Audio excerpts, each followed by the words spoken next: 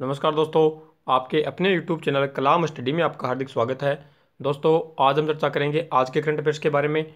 और आज है 6 जनवरी 2019। तो आज हम देखेंगे 6 जनवरी का करंट अफेयर्स। इससे पहले दोस्तों एक क्वेश्चन देख लेते हैं जो कल वाली वीडियो में हमने आपसे पूछा था, उसका आंसर क्या होगा। तो वह क्वेश्चन है दोस्तों, मंत्रिमंडल ने विजया बैंक और देना बैंक का किस बैंक के साथ विलय को मंजूरी दी है। तो जो विजया बैंक और जो देना बैंक है, इन दोनों का विलय हो रहा है, किस बैंक में हो रहा है। तो इसका आंसर क्या होगा देखते हैं दोस्तों। तो इसका आंसर होगा बैंक ऑफ बड़ौदा। तो इसका राइट आंसर होगा बैंक ऑफ बड़ौदा। तो दोस्तों, आपको हमारा वीडियो पसंद आए तो हमारे वीडियो को आप लाइक ज़रूर करें। यदि आपने अभी तक हमारे चैनल को सब्सक्राइब नहीं किया है तो नीचे दिए गए लाल सब्सक्राइब के बटन पर चैनल को सब्सक्राइब करें। तो उसके पास जो घंटे का निशान बना हुआ है, उस घंटे के निशान को जरूर दबा दें, जिससे हमारे वीडियो का नोटिफिकेशन वीडियो डालते ही आपको मिल जाए। तो इस वीडियो की पीडीएफ फाइल का लिंक हमने डिस्क्रिप्शन में दे दिया है। तो इस वीडियो की पीडीएफ फाइल को आप डाउनलोड कर सकते हैं। दोस्तों, वीडियो पसंद आए तो सभी दोस्तों के साथ अपना वीडियो शेयर जरूर करें। अब देखते हैं दोस्तों आज का करंट अफेयर्स। तो आज के करंट अफेयर्स में पहला क्वेश्चन है, सबसे तेज 19,000 अंतर्राष्ट्रीय रन बनाने वाले खिलाड़ी कौन बन गए हैं। तो ये रिकॉर्ड किसके नाम हो गया है, ये हो गया है विराट कोहली के नाम। तो इसका राइट आंसर होगा विराट कोहली। तो सबसे तेज 19,000 इंटरनेशनल रन बनाने वाले खिलाड़ी बन गए हैं विराट कोहली। तो ये फोटो में देखिए, ये है भारतीय टीम के कप्तान विराट कोहली, जिनके नाम ये रिकॉर्ड हो गया है। दोस्तों, इससे पहले किसके नाम था, इससे पहले सचिन तेंदुलकर के नाम था।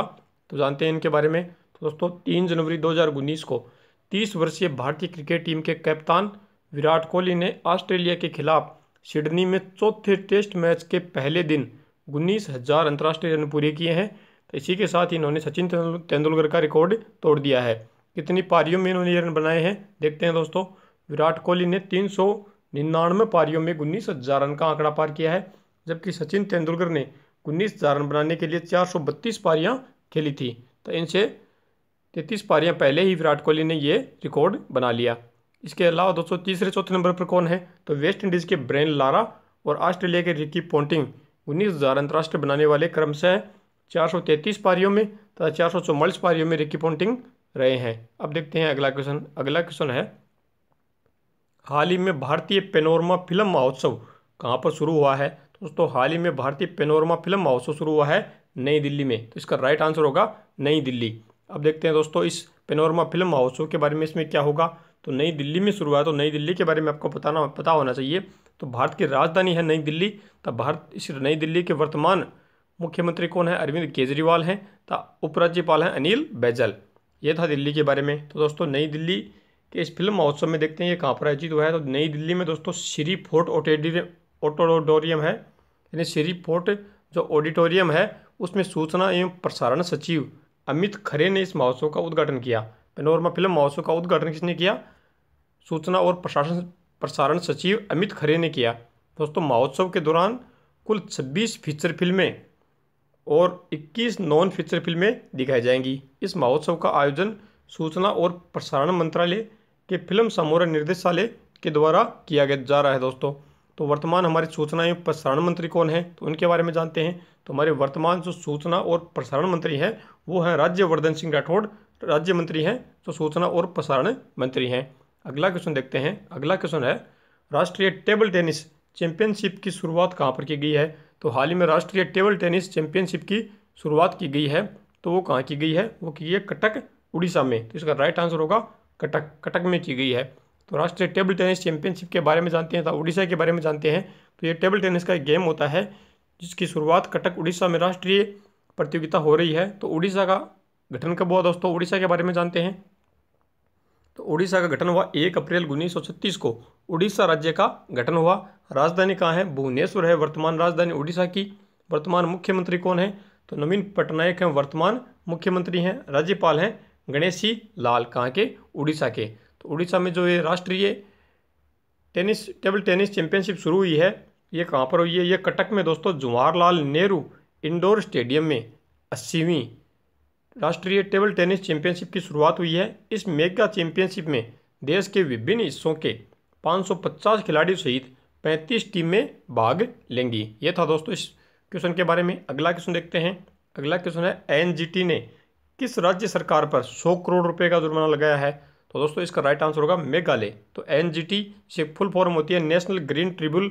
राष्ट्रीय हरित अधिकरण ने मेघालय राज्य पर राज्य सरकार पर 100 करोड़ रुपए का जुर्माना लगाया है। तो ये जुर्माना क्यों लगाया है जानते हैं दोस्तों इसके बारे में, एनजीटी के बारे में तथा मेघालय के बारे में। तो एनजीटी की फुल फॉर्म पूछ ली जाए तो नेशनल ग्रीन ट्रिब्यूनल एनजीटी की फुल फॉर्म है। तो मेघालय के बारे में जानते हैं, मेघालय का गठन कब हुआ दोस्तों? तो मेघालय का गठन 21 जनवरी 1972 को मेघालय राज्य का गठन हुआ। राजधानी कहाँ है? शिलोंग राजधानी है मेघालय की। राज्यपाल कौन है? तथागत रॉय हैं वर्तमान राज्यपाल। तथा मुख्यमंत्री कौन है? मुख्यमंत्री है कॉनरेड संगमा है वर्तमान मुख्यमंत्री मेघालय के। ये था मेघालय के बारे में। दोस्तों हर राज्य का राज्यपाल, उसका गठन, उसकी राजधानी, उसका मुख्यमंत्री मैं आपको हर वीडियो में बताता हूँ, तो आप नोट कर लिया करें। आपको इतनी बातें तो हर राज्य के बारे में ध्यान में होनी चाहिए। अब देखते हैं दोस्तों एनजीटी के बारे में। तो एनजीटी ने ये जुर्माना लगाया तो क्यों लगाया है? तो दोस्तों नेशनल ग्रीन ट्रिब्यूनल ने राज्य में अवैध कोयला खनन रोकने में विफलता के लिए मेघालय सरकार पर 100 करोड़ रुपए का जुर्माना लगाया है। जो एनजीटी है, नेशनल ग्रीन ट्रिब्यूनल है, इसका कार्य होता है राज्य में हरित वनों को बढ़ावा देना तथा हरियाली को बढ़ावा देना। तो इसको नुकसान करने के लिए जो प्राकृतिक संसाधन है उनकी रक्षा करना एनजीटी का उद्देश्य है। तो एनजीटी ने मेघालय राज्य से कहा था कि जो अवैध कोयले का खनन होना है उसको रोको। तो ऐसा नहीं कर पाने पर 100 करोड़ रुपए का जुर्माना मेघालय राज्य पर एनजीटी ने लगाया है।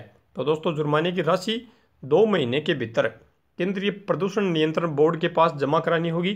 तो यह कार्रवाई एक उच्च स्तरीय समिति द्वारा एनजीटी के अध्यक्ष AK गोयल की अध्यक्षता वाली पीठ को एक प्रतिकूल रिपोर्ट प्रस्तुत करने के बाद आई है। तो पूछ लिया जाए एनजीटी के वर्तमान अध्यक्ष कौन है? तो एनजीटी के वर्तमान अध्यक्ष हैं AK गोयल। तो ये था दोस्तों इस क्वेश्चन के बारे में जानकारी। अब देखते हैं अगला क्वेश्चन। अगला क्वेश्चन है राष्ट्रीय व्यापी स्वच्छता सर्वेक्षण के चौथे संस्करण स्वच्छ सर्वेक्षण 2019 का शुभारंभ किसने किया है? तो दोस्तों राष्ट्रीय व्यापी जो स्वच्छता सर्वेक्षण है उसका 2019 का शुभारंभ किया है हरदीप सिंह पुरी ने। तो ये हरदीप सिंह पुरी कौन है? तो ये स्वच्छ सर्वेक्षण 2019 क्या है? तो देखते हैं दोस्तों, ये फोटो देखिए आप। ये फोटो 2019 का जो उद्घाटन किया गया है या लॉन्चिंग हुई है उसकी फोटो है। दोस्तों केंद्रीय आवास और शहरी मामलों के मंत्री हैं कौन? हरदीप सिंह पुरी हैं, जिन्होंने ये इसको लॉन्च किया है। दिल्ली में किया, नई दिल्ली में इसको लॉन्च किया है। तो दोस्तों इसके बारे में जानते हैं। तो स्वच्छ सर्वेक्षण 2019 का उद्देश्य क्या है? इसका उद्देश्य है दोस्तों देश के शहरी क्षेत्रों में स्वच्छता स्तर की उपलब्धियों का मूल्यांकन करना था। इसे स्वच्छ भारत अभियान में एक भाग के रूप में लॉन्च किया है हरदीप सिंह पुरी ने। तो इस सर्वेक्षण में कितने शहर भाग लेंगे? तो इस सर्वेक्षण में दोस्तों 4000 से अधिक शहरों और शहरों के 40 करोड़ लोग भाग लेंगे। तो ये था इस क्वेश्चन के बारे में। अब देखते हैं अगला क्वेश्चन। अगला क्वेश्चन है एशिया प्रतिस्पर्धात्मक संस्थान एशियाई सिंगापुर की ईज ऑफ डूइंग बिजनेस यानी EDB इंडेक्स 2018 में शीर्ष स्थान पर कौन सा राज्य रहा है? तो ये सिंगापुर की एक यूनिवर्सिटी है, ये संस्थान है, एशिया प्रतिस्पर्धात्मक संस्थान है जो हर वर्ष ease of doing business index जारी करता है। तो 2018 की जारी की है, उसमें शीर्ष स्थान पर भारत का कौन सा राज्य रहा है? तो इसका राइट आंसर होगा आंध्र प्रदेश। तो आंध्र प्रदेश राज्य शीर्ष स्थान पर रहा है। तो आंध्र प्रदेश के बारे में जानते हैं। तो ये देखिए आंध्र प्रदेश के मुख्यमंत्री हैं N चंद्रबाबू नायडू। तो ये फर्स्ट रैंक पर रहे हैं आंध्र प्रदेश राज्य। तो आंध्र प्रदेश का गठन कब हुआ? तो आंध्र प्रदेश का गठन दोस्तों 1 अक्टूबर 1953 को आंध्र प्रदेश राज्य का गठन हुआ। राजधानी क्या है? तो वर्तमान राजधानी है अमरावती है। मुख्यमंत्री कौन है? तो N चंद्रबाबू नायडू हैं। राज्यपाल कौन है? ESL नरसिम्हन वर्तमान राज्यपाल हैं। तो दोस्तों भाषा के आधार पर गठित प्रथम राज्य भी आंध्र प्रदेश ही है। तो जानते हैं इस क्वेश्चन के बारे में और जानकारी। तो दोस्तों आंध्र प्रदेश 21 राज्यों की अर्थव्यवस्थाओं में शीर्ष स्थान के रूप में उभरा है, जबकि महाराष्ट्र और दिल्ली क्रमशः दूसरे और तीसरे स्थान पर रहे हैं। तो EDB इंडेक्स ABC नामक 3 मापदंडों पर आधारित है।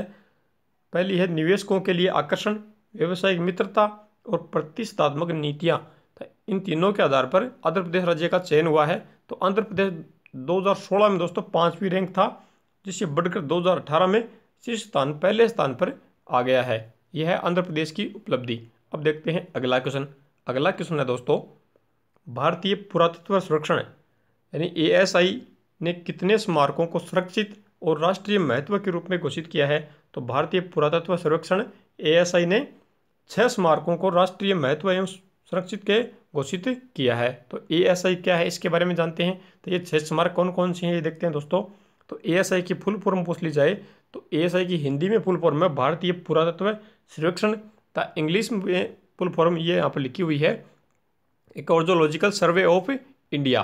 तो दोस्तों इसकी स्थापना कब हुई? इसकी स्थापना 1861 में हुई। मुख्यालय कहाँ है? मुख्यालय नई दिल्ली में स्थित है। था एएसआई के वर्तमान महानिदेशक कौन है? तो सी बाबू राजीव वर्तमान महानिदेशक हैं। तो जो 6 स्मारक हैं उन 6 स्मारकों को जानते हैं। तो पहला स्मारक है दोस्तों महाराष्ट्र के नागपुर में 125 वर्ष पुरानी ओल्ड कोर्ट बिल्डिंग है। तो दूसरा है ओडिशा के बोलनगिर जिले में रानीपुर जारिल के मंदिरों का समूह है, दूसरा स्मारक है। तीसरा है आगरा के 2 मुगल युग के स्मारक हैं, पहला आगा खान और दूसरा हाथी खान की हवेली। आगा खान और हाथी खान की हवेली 2 ये हो गए। तो 4 हो गए। 5वां है राजस्थान के अलवर जिले की निमराना बावड़ी। तो 6ठा है उत्तराखंड के पिथौरगढ़ जिले के कोतली में विष्णु मंदिर। तो 2 राजस्थान, एक उत्तराखंड का हो गया, एक राजस्थान का हो गया, 2 उत्तर प्रदेश के हो गए, एक उड़ीसा का हो गया था, एक महाराष्ट्र का हो गया। इस प्रकार कुल मिलाकर 6 स्मारकों को सुरक्षित घोषित किया है। अब देखते हैं अगला क्वेश्चन। अगला क्वेश्चन है दोस्तों महत्वपूर्ण क्वेश्चन है। भगोड़े आर्थिक अपराधी के रूप में घोषित किए गए पहले व्यवसायी कौन बन गए हैं? तो बहुत ही चर्चित रहा है यह मामला। तो भगोड़े आर्थिक अपराधी के रूप में घोषित किए गए पहले व्यवसायी बने हैं विजय माल्या। तो विजय माल्या हैं जो 9,000 करोड़ रुपए का बैंक लोन लेकर कर्जा बिना चुकाए विदेश भाग गए, भगोड़े घोषित कर दिए गए। तो ये बने हैं पहले व्यवसायी जो भगोड़े आर्थिक अपराधी हैं। तो ये फोटो में देखिए, ये आप किंगफिशर के मालिक विजय माल्या था। आरसीबी रॉयल चैलेंजर बेंगलोर के भी टीम भी यही संभालते हैं। तो दोस्तों विजय माल्या के बारे में जानते हैं, इस कानून के बारे में जानते हैं, धोखाधड़ी विरोधी कानून के बारे में। तो विजय माल्या दोस्तों एक नए धोखाधड़ी विरोधी कानून के तहत आरोपित होने वाले पहले व्यवसाय प्रमुख बन गए हैं। तो उन्हें मुंबई की एक अदालत ने भगोड़ा आर्थिक अपराधी अधिनियम 2018 के तहत एक अपराधी घोषित किया था। तो ये नया कानून क्या है दोस्तों? तो इस नए कानून के अनुसार एक भगोड़ा आर्थिक अपराधी एक ऐसा व्यक्ति है जिसके खिलाफ कम से कम 100 करोड़ रुपए या उससे अधिक के देश से बचने के लिए भारत छोड़ने के आर्थिक अपराध में उसकी संलिप्तता के लिए गिरफ्तारी वारंट जारी किया गया है। जबकि यह तो 100 करोड़ से जो ऊपर लेकर भाग जाता है उसके लिए ही वो भगोड़ा अपराधी हो जाता है। जबकि विजय माल्या तो दोस्तों 9,000 करोड़ रुपए लेकर भाग गया है। तो दोस्तों ये था क्वेश्चन। अब अगला क्वेश्चन देखते हैं। अगला क्वेश्चन है किस बैंक ने SBFC यानी small business fin credit India के साथ 15 वर्ष के कार्यकाल के लिए MSMEs को ऋण प्रदान करने के लिए साझेदारी की है? तो किस बैंक ने की है? तो इसका राइट आंसर होगा दोस्तों ICICI बैंक। तो ICICI बैंक ने small business fin credit India के साथ 15 वर्ष के कार्यकाल के लिए ऋण प्रदान करने की समझौता किया है। तो ये ICICI बैंक क्या है इसके बारे में जानते हैं। तो ये फोटो में देखिए, ये है ICICI बैंक, ये इसका लोगो है। इसकी स्थापना कब हुई? इसकी स्थापना दोस्तों जून 1994 में वडोदरा गुजरात में ICICI बैंक की स्थापना हुई। तो वर्तमान मुख्यालय कहाँ है? इसका वर्तमान मुख्यालय मुंबई में है। तो इसके वर्तमान MD और CEO कौन है? तो MD और CEO श्री संदीप बख्शी हैं, ICICI बैंक के वर्तमान CEO। तो ICICI बैंक की टैगलाइन क्या है? हम है ना। ये ICICI बैंक की वर्तमान टैगलाइन है। तो इस क्वेश्चन के बारे में जानकारी देखते हैं दोस्तों। तो ICICI बैंक ने अपनी तरह के पहले कार्यक्रम small business fin credit India private limited, जो कि उद्यमियों के लिए व्यवस्थित रूप से महत्वपूर्ण गैर बैंकिंग वित्त कंपनी है और 15 वर्षों के कार्यकाल के लिए संयुक्त रूप से MSME को 1 करोड़ रुपए तक का ऋण प्रदान करती है। इसके साथ दोस्तों एक समझौता ज्ञापन पर हस्ताक्षर किए हैं किसने? ICICI बैंक ने। तो इस समझौते के अंतर्गत दोस्तों ICICI बैंक और SBFC के साथ परस्पर स्वीकृत अनुपात में संपत्ति का ऋण देगा। अब देखते हैं अगला क्वेश्चन। अगला क्वेश्चन है दोस्तों हमारे पड़ोसी देश से है। पाकिस्तान का नया चीफ जस्टिस किसे नियुक्त किया गया है? तो हाल ही में पाकिस्तान के हाई कोर्ट उच्च न्यायालय का नया चीफ जस्टिस नियुक्त किया गया है। तो नया चीफ जस्टिस नियुक्त किया गया किसे? जस्टिस आसिफ खोसा को नियुक्त किया गया है। तो जस्टिस आसिफ खोसा कौन है? तो ये फोटो में देखिए आप, ये हैं जस्टिस आसिफ खोसा। इन्हें नियुक्त किया गया है, मुख्य न्यायाधीश नियुक्त किया गया है। जानते हैं पाकिस्तान के बारे में। तो पाकिस्तान की स्थापना कब हुई? दोस्तों इसकी स्थापना 14 अगस्त 1947 को ही, जब भारत देश आज़ाद हुआ था। तो उससे एक दिन पहले 14 अगस्त 1947 को पाकिस्तान की स्थापना की गई थी। भारत का बंटवारा कर एक अलग देश बना था। तो इसकी राजधानी क्या है? तो इसकी अलग देश की राजधानी है इस्लामाबाद। प्रधानमंत्री हैं वर्तमान इमरान खान तो पाकिस्तान की मुद्रा है पाकिस्तानी रुपया, पाकिस्तान की मुद्रा है। दोस्तों आसिफ खोसा के बारे में जानते हैं। तो आसिफ खोसा 64 वर्षीय जस्टिस खोसा दिसंबर 2016 से सुप्रीम कोर्ट के वरिष्ठ न्यायाधीश हैं, जो वर्तमान में मुख्य न्यायाधीश नियुक्त किए गए हैं। तो इन्होंने लाहौर हाई कोर्ट और सुप्रीम कोर्ट में एक वकील के रूप में भी काम किया है। तो ये था दोस्तों आज का करंट अफेयर्स। अब एक क्वेश्चन मैं आपके लिए छूट कर जा रहा हूँ, जिसका आंसर आपको कमेंट बॉक्स में जरूर देना है। तो वह क्वेश्चन है दोस्तों, अमेरिका व किस देश ने पक्षपात का हवाला देते हुए यूनेस्को को छोड़ दिया है? तो इसका राइट आंसर होगा वो आपको कमेंट बॉक्स में लिखना है। तो ऑप्शन है इजराइल, फ्रांस, भारत, जापान। इन चारों में से जो भी राइट आंसर होगा वो आपको कमेंट बॉक्स में जरूर लिखना है। तो दोस्तों आपको यदि हमारा वीडियो पसंद आए तो हमारे वीडियो को आप लाइक ज़रूर करें, तो अपने दोस्तों के साथ सभी व्हाट्सएप ग्रुप में शेयर करें। यदि चैनल को आपने सब्सक्राइब नहीं किया है तो इस प्रकार के नीचे दिए गए लाल बटन पर जाकर चैनल को सब्सक्राइब करें। तो उसके पास जो घंटे का निशान बनकर आएगा उसको ज़रूर दबा दें, जिससे हमारे वीडियो का नोटिफिकेशन वीडियो डालते ही आपको मिल जाएगा।